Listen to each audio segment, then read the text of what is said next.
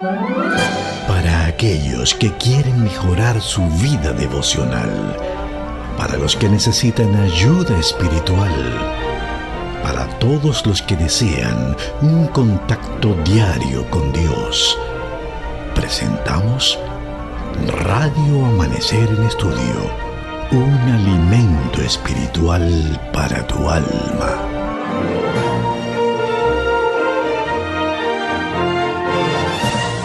Amada familia, que el Señor les bendiga aquí de vuelta en Radio Amanecer en Estudio. Gracias por estar ahí con nosotros, por ser parte de esta gran familia de Radio Amanecer.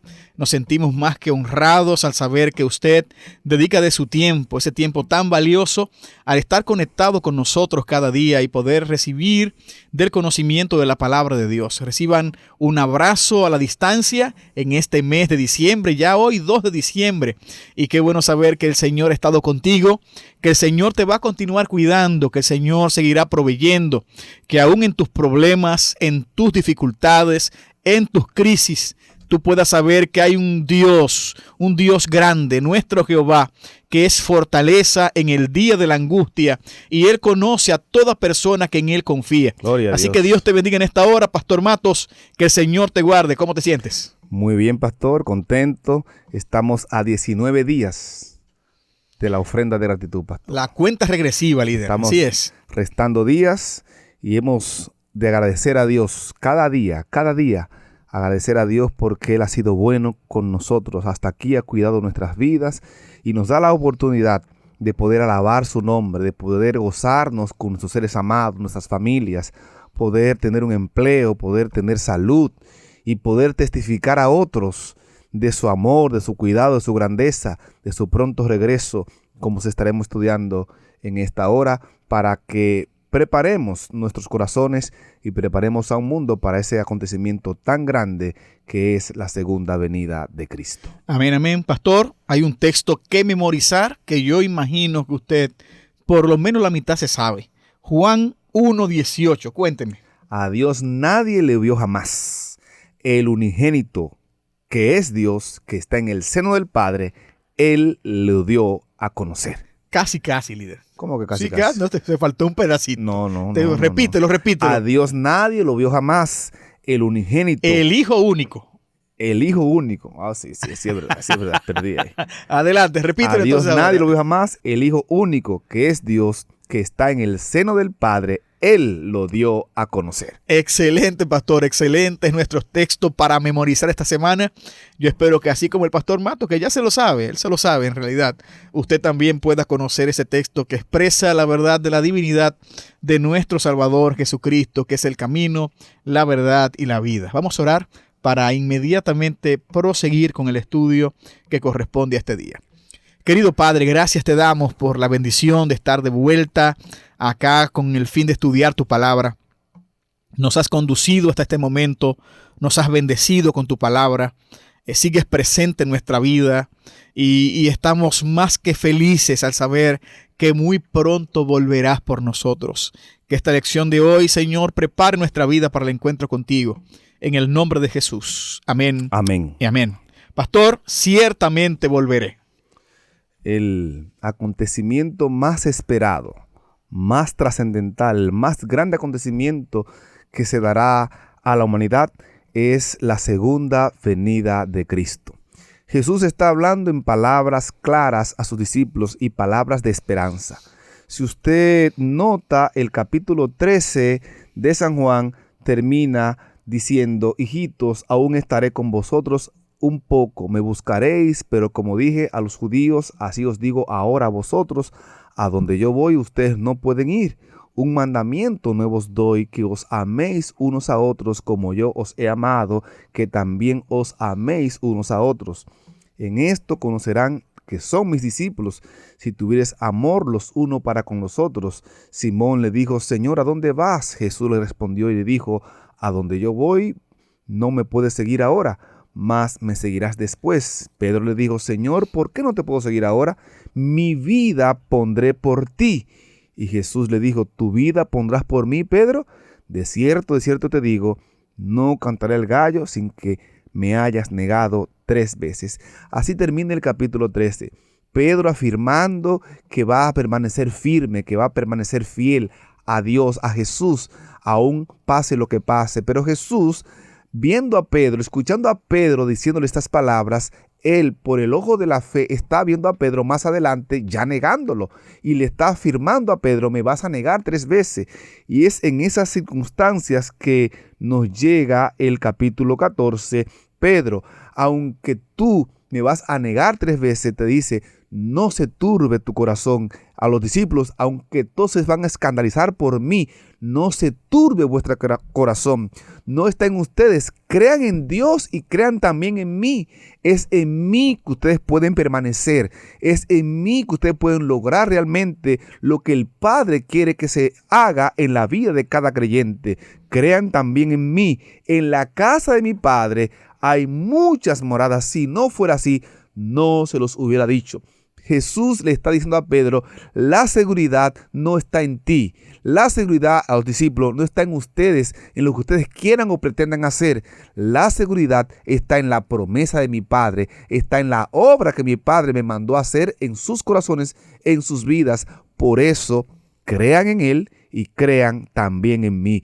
Y si creen en mí, entonces me voy, prepararé el lugar y vendré otra vez y os tomaré a mí mismo, para que donde yo estoy, ustedes también estéis. La seguridad de que Cristo vendrá no radica en mi vida, radica en lo que Él ha prometido, radica en lo que Él ha hecho en la vida de cada uno de nosotros, y que nosotros podamos creer en esa promesa, abrazarla por la fe y vivir confiado en que eso será realidad en nuestros corazones. Bueno, pastor, ya usted leyó el texto de Juan 14, 1 al 3, esa promesa maravillosa, la razón de ser de una fe cristiana, pastor, la razón de la espera, es la razón de entender que las cosas no se van a quedar como están ahora. Es esa esperanza. O sea, yo sé que hay mucha gente que ahora está escuchando nuestra radio que no la está pasando bien, pastor. Tal vez uno está acá en una cabina, aire acondicionado, grabando una sección de la lección en esta hora, pero no está así todo el mundo. Hay mucha gente que está pasando momentos muy duros ahora mismo. Hay mucha gente que no puede escuchar la radio porque simplemente no escucha. Simplemente tal vez tiene un hambre tan grande que no puede concentrarse en nada. Tal vez han perdido seres que aman, no tienen un trabajo estable, tienen situaciones muy complicadas con su familia. Y aquí pudiéramos pasar todo el tiempo haciendo una lista de las miles de desgracias que azota a la humanidad en el día de hoy. Pero cuando uno lee Juan capítulo 14, uno nota que un día las cosas que hoy estamos viendo que son tan terribles van a terminar. Porque Cristo ha prometido que volverá. Él prometió de una forma contundente que va a regresar otra vez por los suyos. Y es la gran esperanza bienaventurada. Por cierto, es una de las partes central del nombre que nos identifica como iglesia. Iglesia adventista del séptimo día. El concepto de adventista, de advenimiento. O sea, nuestro propio nombre es una predicación y un anuncio al segundo advenimiento de Jesús. Y de eso habla Juan capítulo 14. De una forma clara, Cristo, por primera vez en el Evangelio de Juan, está señalando que Él volvería otra vez. El autor, escribiendo acerca de esto y comentando lo que ya el pastor Matos señalaba, pero lo voy a leer como está en el párrafo, pastor, dice, al final de Juan 13, Jesús dice que se va. Lo que hace que Pedro le pregunte ¿a dónde? Los discípulos no entienden que Jesús está hablando de su muerte, resurrección y ascensión. Pedro dice que está dispuesto a dar su vida por él. Entonces Jesús predice la negación del discípulo. En ese contexto, Jesús dice a sus discípulos que no se turben. El verbo griego traducido como turbar es tarazo, que significa agitar, perturbar, inquietar, confundir.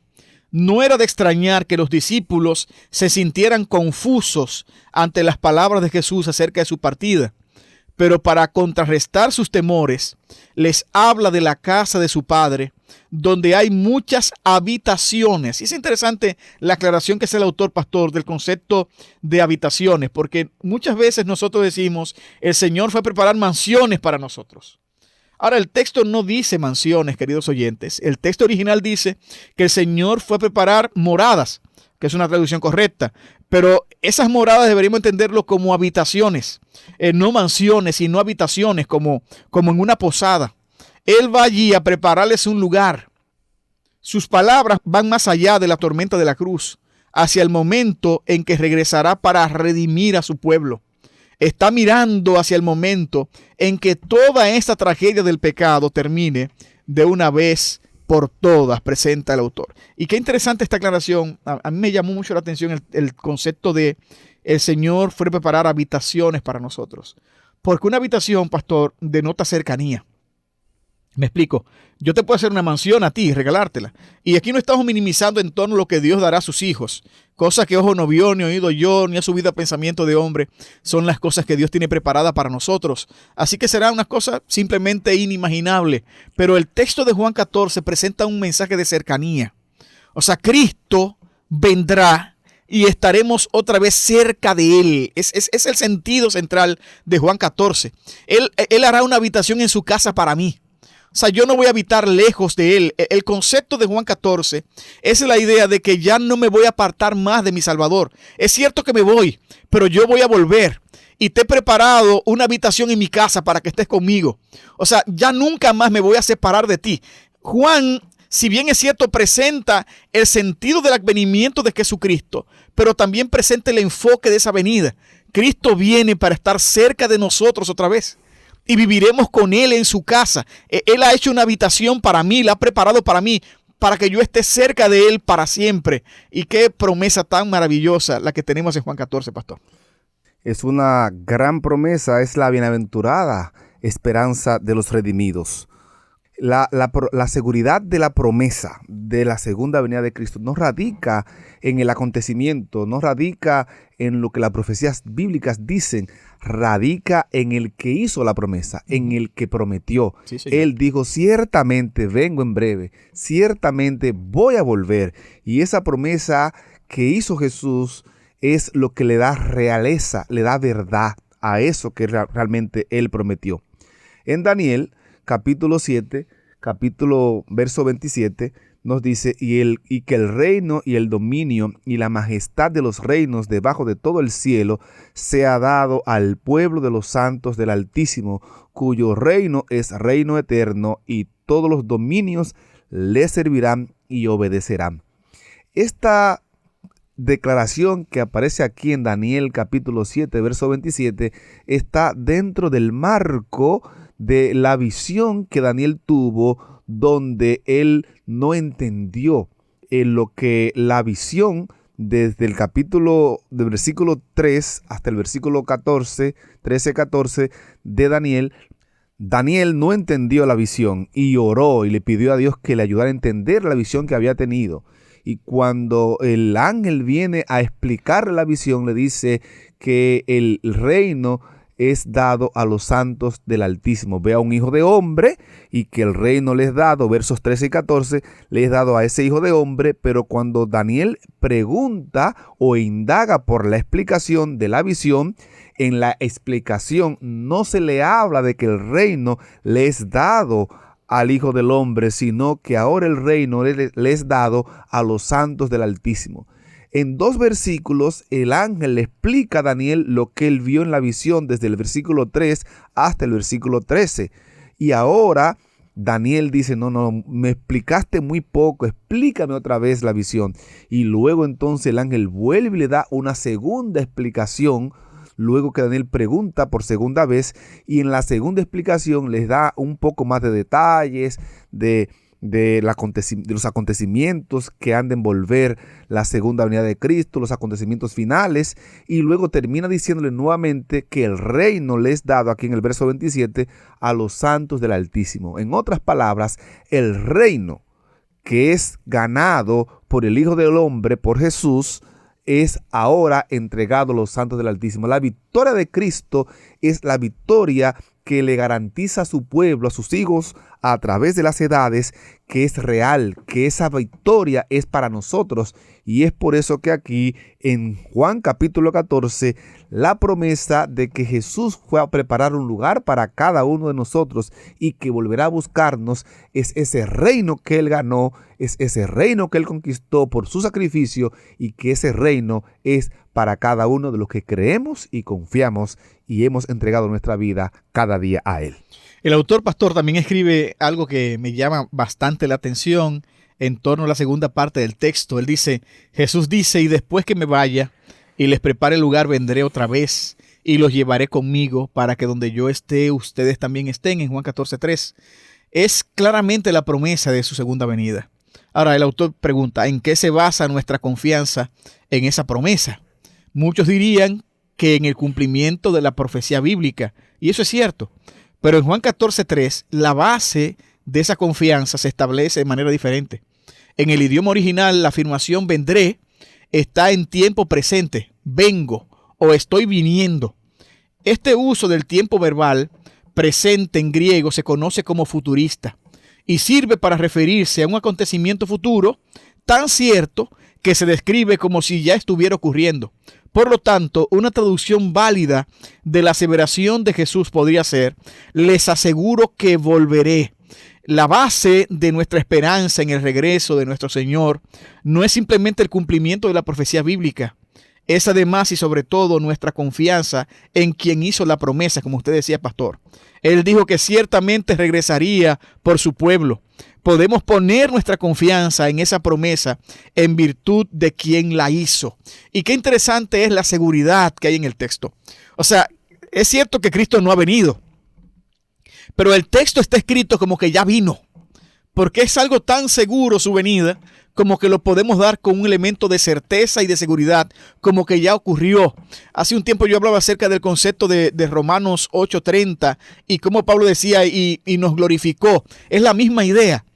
O sea, es tan segura la glorificación que tendremos en Cristo que podemos darla ya como un elemento de seguridad. Es la misma idea de que Cristo es la vida, por ejemplo, en la Biblia y sobre todo en el Evangelio de Juan, donde se habla tanto de la vida eterna.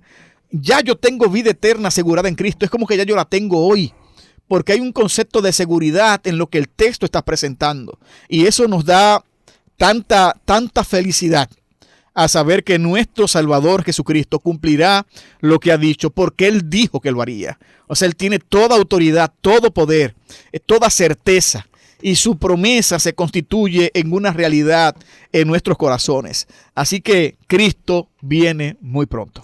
Es lo que presenta el escritor de la carta a los Hebreos.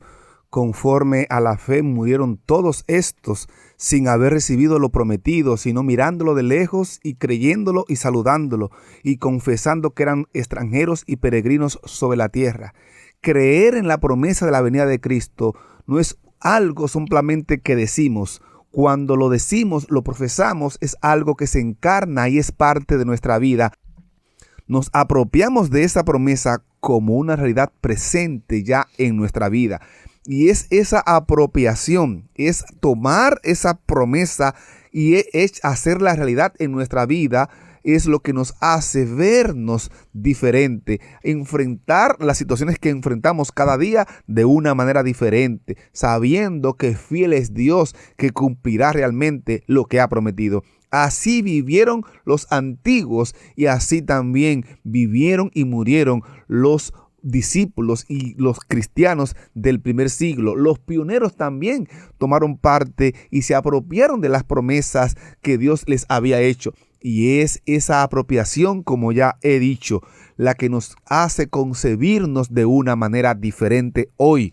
Hoy podemos estar atribulados, pero no derrotados. Hoy podemos estar en situaciones adversas, muy difíciles para nosotros, pero por el ojo de la fe miramos esa promesa de que Él nos ha preparado una morada, de que Él va a volver por segunda vez, y al apropiarnos por el ojo de la fe de esa promesa, nos vislumbramos allí en la presencia de nuestro Dios, vestidos de blanco, con palmas en las manos, cantando el cántico de Moisés y el cántico del Cordero, por la justicia de Cristo, con cánticos de victoria, nos vemos allí y eso nos hace hoy ver o enfrentar cualquier situación de una manera diferente. Aprópiate, acepta, abraza esa promesa, créela, vívela, compártela y al hacerlo de esa manera, cualquier situación que tengas que enfrentar será vista de una manera diferente y la atravesarás con la confianza y la seguridad de que Dios está ahí a tu lado. Bueno, pastor, hay una pregunta final que hace el autor en la guía, que pienso que en la que pudiéramos ocupar muchos minutos de discusión. El autor escribe: ¿qué nos enseña la cruz acerca de la certeza del regreso de Cristo? Y una segunda pregunta: ¿de qué nos serviría la muerte de Cristo sin la segunda venida? Pienso que son dos preguntas muy interesantes. Yo voy a tomar un momentito para cada una, pero en la primera, en que el autor dice ¿qué nos enseña la cruz acerca de la certeza del regreso de Cristo? Es un elemento que va una cosa de la mano. El hecho de que Cristo viniera y muriera es un tema de seguridad en lo que Él prometió que haría. O sea, Cristo viene para morir. Y Cristo precisamente cumple de acuerdo a todo lo que está escrito en los evangelios y como también lo narraba el Antiguo Testamento. Cristo da su vida precisamente para salvarnos. Ahora, una vez yo sea salvo, Pastor Matos, Dios me salvó, murió por mí, pagó por mis pecados. Entonces mi fin es simplemente quedarme en esta tierra, simplemente morir y como todos los demás, porque hay mucha gente que incluso sin Dios vive más años que aquellos que tienen a Dios. No sé si me voy a entender lo que estoy diciendo. Sí, sí. Me explico. Hay gente que han muerto sin Jesús a los 100 años. Y hay otros que han muerto con la esperanza en Cristo a los 30 años o hasta menos. Entonces, ¿de qué nos serviría la muerte de Cristo sin su segunda venida? ¿Qué sentido tendría, pastor? No tendría ningún sentido. Pensar en la cruz, en la crucifixión, en los métodos utilizados en la crucifixión, aquel que se hizo pecado por nosotros, aquel que se hizo maldito por nosotros para que nosotros podamos realmente ser rescatados de nuestra condición, es el que ha prometido que va a volver. Él fue que murió y resucitó, y Él es el que ha hecho la promesa de que volverá por segunda vez. Somos de gran valor para Dios. Dios nos ama. Mateo capítulo 10 nos dice que miremos las aves de los cielos. Un pajarillo, cómo muere, cómo cae. Pero nosotros somos de gran valor para Dios. No teman, porque valemos más que muchos pajarillos. Aquí Jesús está diciendo a los discípulos, al enviarlos a cumplir la misión, ustedes tal vez puedan pensar que muchos pajarillos mueren y cada día mueren muchos animales, pajaritos. ¿Y quién se da cuenta de eso? Pero Jesús allí le dice, la vida de ustedes no será como la de uno de esos pajaritos que muere y nadie le tiene importancia. Ustedes valen mucho para Dios. En otras palabras, Dios tiene cuidado de cada uno de nosotros. Y cada situación que ocurre en nuestra vida y que Él permite que llegue a nuestra persona es porque Él sabe o Él tiene un propósito detrás de eso para nuestra vida, que ha de prepararnos y ha de hacernos idóneos para recibir la gran promesa de la vida eterna. Amén, pastor, amén. Así que su segunda venida está completamente ligada a su muerte. Él prometió que volvería, así como murió, volverá. Todo lo que Él ganó en la cruz, esa recompensa especial, la veremos en su segunda venida. Pablo claramente decía, y el tema de su segunda venida está mezclado con el tema de la resurrección. Recuerden que seremos resucitados aquellos que han muerto en la segunda venida de Cristo, como presenta el libro de 1 de Corintios. Y Pablo dice que si no hubiera resurrección seríamos los más desdichados de todos. O sea, si Cristo no resucitó, dice él, vana es nuestra fe y seríamos unos miserables.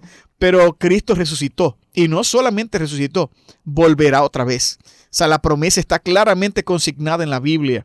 Cada parte del Nuevo Testamento anuncia acerca de que nuestro Salvador volverá a buscarnos, que seremos transformados, que viviremos con Él para siempre.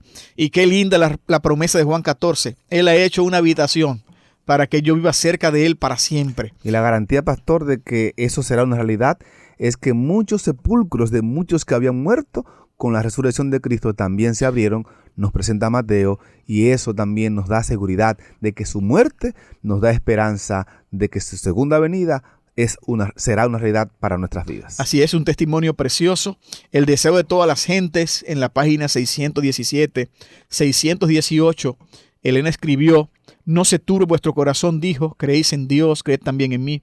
En la casa de mi Padre muchas moradas hay, de otra manera os lo hubiera dicho. Voy pues a preparar lugar para vosotros, y si me fuere y os aparejare el lugar, vendré otra vez y os tomaré a mí mismo, para que donde yo estoy vosotros también estéis. Está citando el texto de Juan 14, 1 al 3. Y sabéis a dónde voy y sabéis el camino. El objeto, dice ella, el objeto de la partida de Cristo era lo opuesto de lo que temían los discípulos. No significaba una separación final. Iba a prepararles lugar a fin de volver aquí mismo a buscarlos.